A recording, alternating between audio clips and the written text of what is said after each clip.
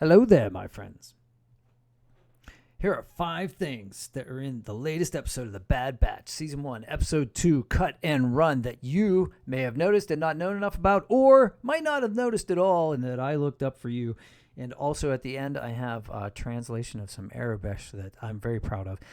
Please smash like, crush that like button for me in the first minute here, because that really helps the algorithm, and it doesn't cost you a dime, and subscribe for more. Thanks. That out of the way, let's get to our first item. Okay, so as the Bad Batch are coming down in their Omicron class attack shuttle, which we find out later in the episode, is identified by one of the clone troopers, we see some animals as the shuttle is landing on Salakami.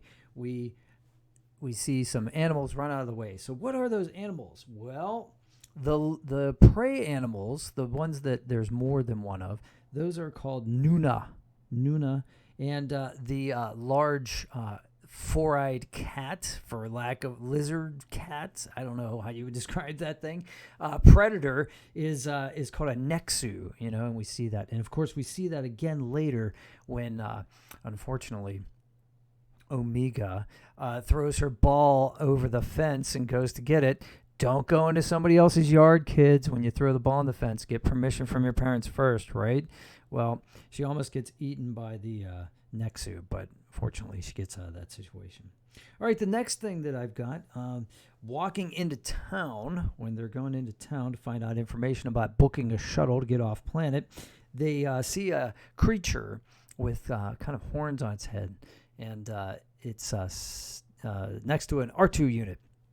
Well, that is called a Gotol, and a Gotol we first saw in A New Hope in the cantina scene right here. So, and the next one there's a lot of cantina creatures in this episode, which I like. So the next one we see is a Snivian, that one guy that's trying to get onto the transport. We find out you need a chain code to get on the transport now, so that's not cool. Yeah, they call that a Snivian. He's also known as Snaggletooth. If you were collecting those Kenner dolls back in the day, or if you collect them now, that's probably the way you know him, is Snaggletooth. Probably because of his protruding bottom teeth, those like kind of lower canines, as it were, kind of reverse fangs. They called him Snaggletooth. And we find him in the bar at the cantina as well. So the next cantina personage, I guess you would say, hiding out in an alley kind of off to the side in this scene, is called a Bith. And those are those kind of like typical gray alien type creatures that George Lucas had to take on, large head and kind of bulbous eyes, but pretty low on the face on these. And so those are the famous because they're playing jazz tunes in the cantina in the background. But did you remember that there's one sitting in a booth with kind of that like hairy kind of little-nosed creature sitting next to him, goes like me or something like that. So that's those are Biths. So that's that one. And then the last one that I've got for you, as far as this is basically like identify the race today, or identify the sentient species or the creature. But the last one, I noticed this may have something to do with the plot coming up, because there's a Mandalorian with a really distinctive blonde haircut that is seen going up when they're going up to the to check in to get in the shuttle to go out. And then that very same, I mean, it would be a coincidence, but I think it's the very same character is actually getting onto the shuttle with Cut and his family. So is this a coincidence? I don't know. This may actually be a plot thing. Who knows? Maybe this character will be introduced. And, of course, those characters remind me of the actual Mandalorians. That must be a popular haircut on Mandalore. So as you can see here, as Satine is addressing the crowd and trying to calm them down, there's at least 2 females who have this exact same haircut. All right, on to the bonus round. So those are the 5 things that I noticed that I wasn't sure if you knew about, and if you did, I gave you a little more information. So again, if you haven't smashed like, please do that for me now. And the bonus Arubesh, right? So obviously, when they're going up to the check-in to get onto the shuttle when they're trying to leave Salakami, the Cut and his family they come up to an information desk. And that's exactly what this Arubesh here translates into. It translates into Imperial Informational Station.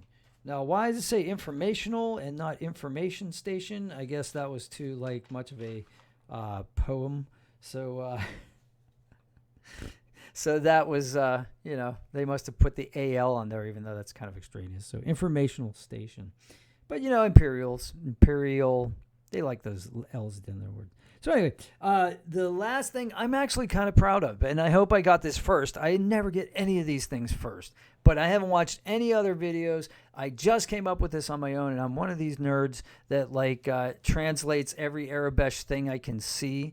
And so as Echo is being told by Tech to go through the safe in that control tower, for lack of a better word, and he finds the data cartridges that he needs. He also finds a device that's, I assume, programs those chips.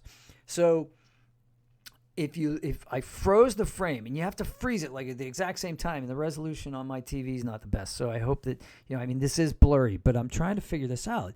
And then I realized, I'm trying to figure it out, can't quite do it. But then I realized it's upside down. When I turned it upside down, I can see that the A in Arubesh, the A symbol is pretty distinctive. So I see two of them with a character in the middle, and I'm thinking, okay, what does that say? And what it says is awaiting card. Awaiting card. So that's how I know that that's the thing that programs the other cards. So if you thought that was clever, me figuring that out, put that in the comments below. If you have any other questions, put them in the comments below. And if you have a suggestion for the next video I should do, put that in the comments below. And smash like again for me and subscribe. That helps me. Have a great day today. May the Force be with you. See if you can do something nice for somebody without getting caught. It'll add to your Force karma. All right. Let's go out there and do good. Take care.